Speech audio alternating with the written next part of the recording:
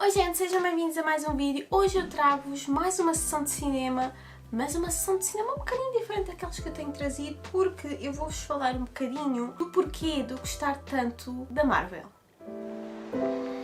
Just don't get too far. Mas antes de começarmos o vídeo, não se esqueçam de subscrever o canal se ainda não o fizeram, deixar o vosso gosto e seguirem também nas redes sociais. Para quem não sabe, já devem saber todos que seguem aqui o canal, mas pronto, para quem não sabe, eu gosto muito da Marvel, sou uma grande fã da Marvel. Eu já via tipo os desenhos animados do Homem-Aranha, essas coisas todas, quando era mais nova.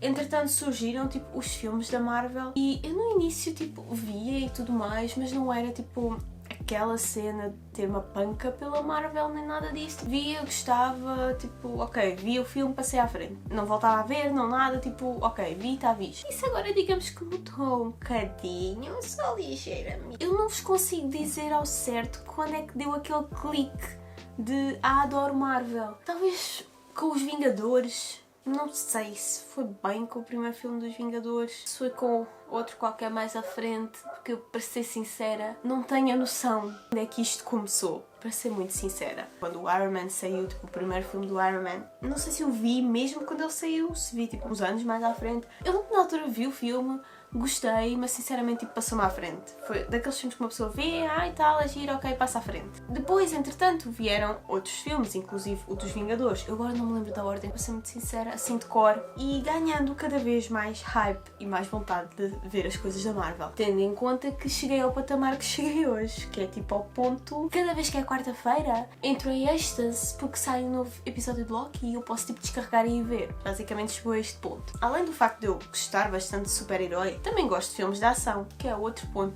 que influencia. Porque é assim, eu não gosto daqueles filmes de ação que é pura e simplesmente porrada, que não tem uma história muito ampla, tipo, por trás. Por exemplo, este filme não é bem porrada, mas pronto, Velocidade Furiosa. Eu não consigo gostar desses filmes. O único filme que eu gostei foi do 7 e foi por causa da cena final do Paul Walker, porque eu não consigo gostar desse filme. Não vejo uma história, tipo, super profunda por trás e tenha muitas coisas que as pessoas possam pegar, porque uma coisa que eu adoro fazer quando vejo filmes é tentar, tipo, apanhar easter eggs, tentar tipo, perceber se aquele filme já há pistas do que vai acontecer no futuro.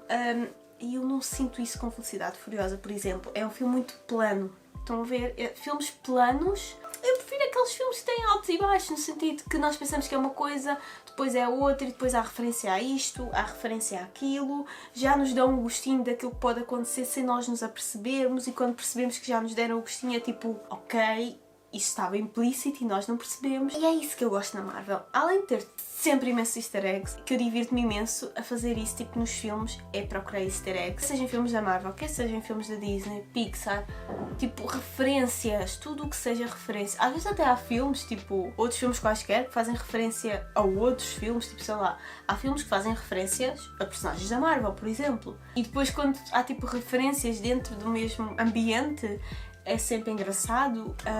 Eu adoro descobrir referências. O facto dos filmes estarem cheios de referências é bastante divertido para quem gosta desse tipo de coisas. Isso, e a Marvel é inteligente ao ponto de gozar connosco. O que é que eu quero dizer com isto de gozar connosco? Eles aproveitam teorias de fãs para fazer algo em coisas futuras. Eles, por exemplo, eles já usaram uma teoria que os fãs tinham em Infinity War e eu, para ser sincera, também era adepta dessa teoria.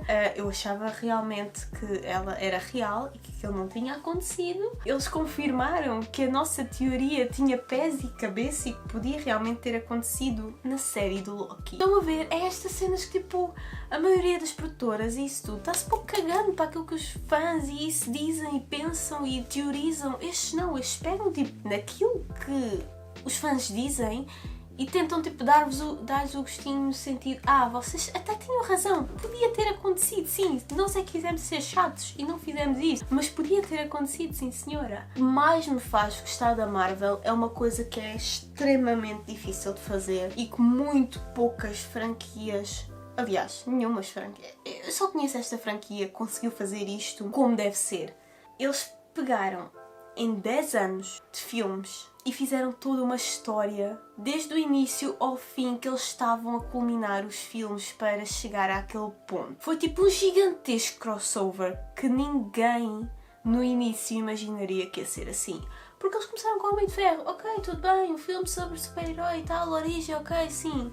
E depois outro filme de origem. Ok, outro filme de origem. Juntaram os Vingadores todos. Ok. Eles juntaram os super-heróis nos filmes todos num filme dos Vingadores. Ok. Tudo bem. Foram adicionando mais heróis com histórias individuais. Foram adicionando mais heróis aos Vingadores. Até que culminou na Guerra Infinita e no Endgame, como nós conhecemos. Basicamente, estes 10 anos... Eu já não sei se são... Eu acho que são 4 fases da Marvel. Eu acho que neste momento a Marvel está na 4ª fase. 10 anos que culminaram nisto.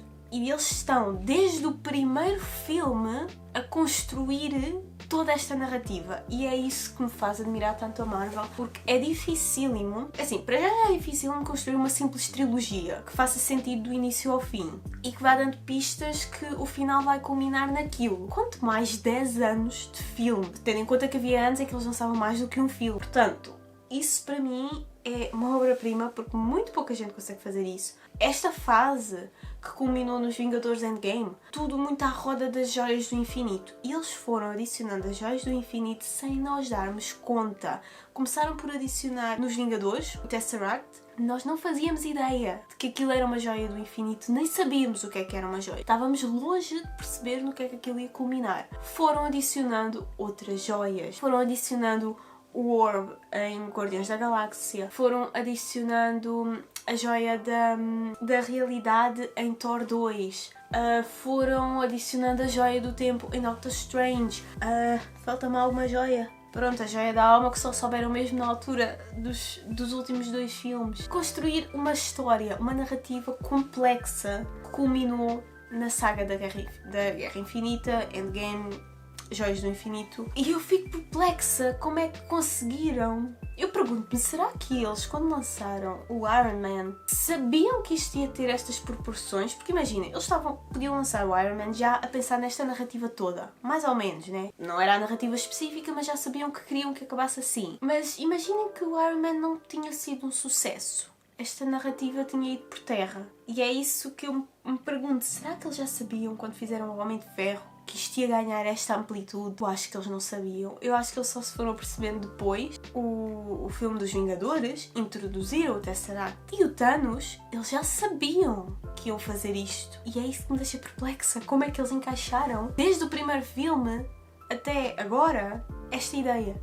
E fez sentido. Assim, claro que há uma coisa ou outra em alguns filmes que não faz assim tanto sentido, tipo a questão da viagem no tempo, as explicações que eles deram, pronto. Mas, em termos gerais, tudo se encaixa muito bem. Nós não temos dúvidas de que aquilo estava tipo planeado para ser assim. Tudo se encaixa bem. Se nós gostámos do final, não gostámos do final. Tanta gente morrer. Mas era preciso, e eu percebo porquê. Porque os atores ficam velhos, os personagens ficam velhos, e eles não podem manter os mesmos atores eternamente numa saga não sei quantos anos que isto vai ter.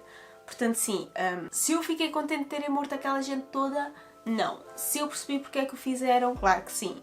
Percebo perfeitamente. Inclusive, nas bandas desenhadas estão constantemente a fazer isso, estão constantemente a matar tipo, os primeiros personagens para introduzir outras pessoas que assumam o papel dele, para dar continuidade à história e não ficar tipo, sempre a mesma coisa, nem sempre as mesmas pessoas. Portanto, sim, eu percebo perfeitamente porque é que mataram tanta gente e se livraram de tanta gente. Além disso, isto que eles estão a fazer com as séries é super inteligente.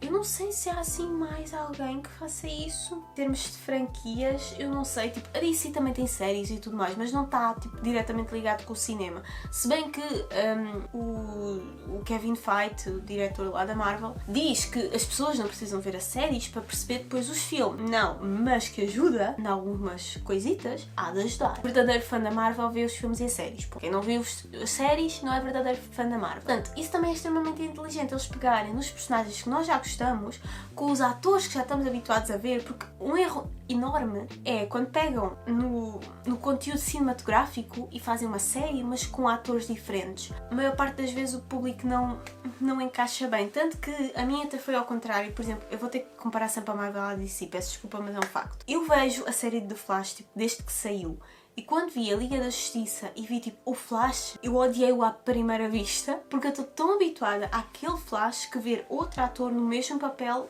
me atrofia. É daquelas cenas que vocês tipo, agora quando falam, por exemplo, se me falarem do Flash, eu já dificilmente consigo ver o Flash das animações e vou diretamente para a cara do Grant Gustin, o ator que faz de Flash na série de Flash. Já não consigo imaginar outra cara naquela personagem. Tanto que, se me falarem, tipo, em Homem de Ferro, eu não consigo ver a cara do desenho animado do Homem de Ferro. Tipo, só vejo o Robert Downey Jr. E é aí que eles foram extremamente inteligentes ao ponto de porem os mesmos atores que fazem os personagens no cinema.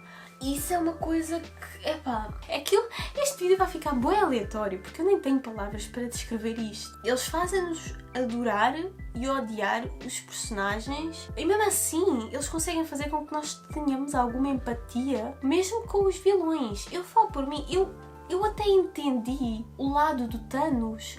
Eu sei que isto é uma coisa controversa de dizer, mas tipo, eu até entendi a ideia. Tinha uma ideia de ajudar, sim. Se era da melhor forma, não. Mas que ele tinha uma boa intenção. E se tinha, ele tinha a intenção de fazer com que o povo dele, que estava a entrar em extinção, ainda conseguisse sobreviver, porque ao matar metade da população, iam conseguir recolher recursos para mais tempo. Se era preciso matar metade da população, não, bastava reduzir as rações, se calhar. Ele é horrível.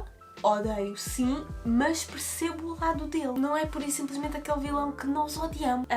Inclusive, eles fazem-nos amar vilões tipo Loki, que neste momento é mais um anti-herói que um vilão, mas que começou por ser um vilão. Eu sempre adorei Loki, tipo, desde o primeiro momento que ele apareceu que eu adorei Loki. Não me perguntem bem porquê. Não sei, tipo, no primeiro filme que ele apareceu, tipo, não me perguntem porque é que eu adorei. Agora eu sei porque é que eu adoro, porque tipo, é um personagem extremamente complexo. Vocês nunca sabem o que esperar daquele personagem, mas digamos que Marvel, nós já estamos um bocadinho cansados que estejam constantemente a matá-lo. Por mim é, ou matam tudo uma vez, ou deixem-me estar vivinho da Silva. Eu por mim ficava vivinho da Silva, mas não sei se isso vai acontecer. Enfim, é o tipo de personagem que morre em todos os filmes que aparece, mas depois regressa de alguma maneira. Vá só saber. Mas é sempre de uma maneira lógica. E é isto que eu também tenho, tipo, shout out to Marvel. Porque há muitas vezes em que em franquias eles renascem tipo personagem, só que não fez sentido nenhum a forma como o trouxeram de volta. Enquanto que na Marvel, quando trazem um personagem de volta, é de uma maneira que faz sentido, que realmente houve uma explicação lógica e que nós conseguimos perceber, ok, faz sentido que ele tenha voltado. Tanto que nós estávamos todos à espera que na Guerra Infinita o Loki não tivesse morrido, porque tipo, é o Loki, ele não morre, ele foge, ele cria ilusões, mas não, ele morreu, por isso é que foi uma chapada de luva branca para os fãs de Loki, porque estávamos todos a achar, ok, tipo, ele não morre. Inclusive quando eu o vi, tipo, a morrer, eu pensei, será? Fiquei até ao fim do filme a achar que ele ia aparecer outra vez. E quando ele não apareceu, eu fiquei em choque e pensei, ok, talvez apareça no próximo. Isto não quer dizer nada. Não apareceu no próximo. Engolir que ele realmente tinha morrido. Mas entretanto apareceu a série. Eu sinto que este vídeo está a ficar muito sobre o Loki. Vamos andar para a frente. Além disso, além de toda a complexidade da história, temos a complexidade dos personagens. Não são personagens que sejam muito óbvios, no sentido que são sempre a mesma coisa do início ao fim. Não, vê-se um crescimento enorme do início ao fim dos personagens. Exemplo do Iron Man. Ele era simplesmente um idiota arrogante e rico. Mais nada. Enquanto que no final, ele foi capaz de se sacrificar para salvar o mundo, o universo. Viu-se um crescimento na personagem. Viu-se ele mudar completamente do primeiro até ao último filme. Viu-se também um crescimento, por exemplo, da Feiticeira Escarlate, da Wanda, que no primeiro filme em que ela apareceu, no início era uma vilã, depois tornou-se uma heroína que inicialmente tinha medo dos seus poderes e que agora está toda confiançuda. Nada a ver. O Thor também não tem nada a ver desde o primeiro até o último filme. No primeiro filme ele era simplesmente outro idiota arrogante que achava que por ser Deus do Trovão era o melhor do mundo, e ele depois vai percebendo que não, vai começando a ganhar mais consciência de quem é e daquilo que é capaz, percebe que ele tem que ser o rei de Asgard, portanto tem que ser uma pessoa como deve ser. Quando ele perde todo o povo dele, ele entra numa profunda depressão. E é isso que eu também quero falar. Além da complexidade dos personagens, é a complexidade dos assuntos abordados. Nem toda a gente percebeu que o Thor em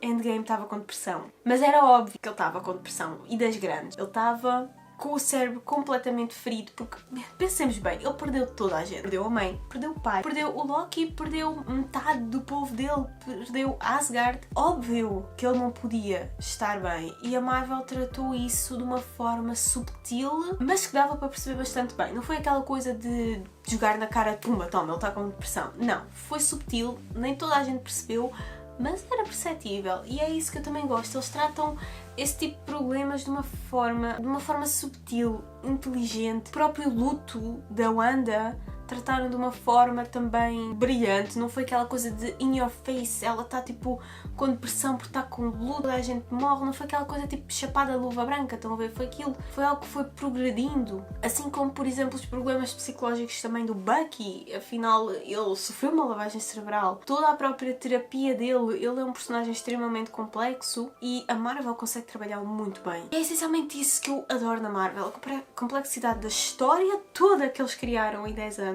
De como os filmes se ligam entre si de forma harmoniosa, todos os easter eggs que se metem e que os fãs tipo adoram, eu falo por mim, eu adoro cada vez que encontro um easter egg ou uma referência, o apego que a Marvel faz com que nós tenhamos pelos personagens, a complexidade dos personagens, dos assuntos que eles tratam de forma mais subtil. Eu acho que é essencialmente isso, eu não sei o que é que eu ia dizer mais, portanto eu vou ficar por aqui até porque já está a doer a garganta. Eu espero que vocês tenham gostado do vídeo, digam se querem que eu faça tipo alguma coisa mais específica relativamente à Marvel e não uma coisa geral como foi este vídeo. Outro tipo de vídeo de sessão de cinema que gostavam que eu fizesse.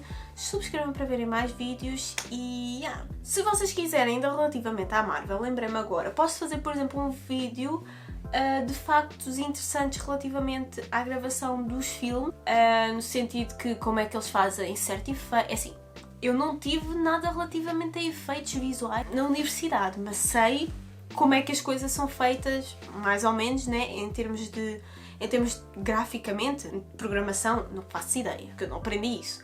Mas em termos do set de gravação, isso sim, eu sei mais ou menos como é que as coisas funcionam, portanto se vocês quiserem um vídeo de factos a dizer como é que esta cena foi feita, como é que aquilo foi feito, blá blá blá, também podem dizer que eu faço e vemos no próximo vídeo.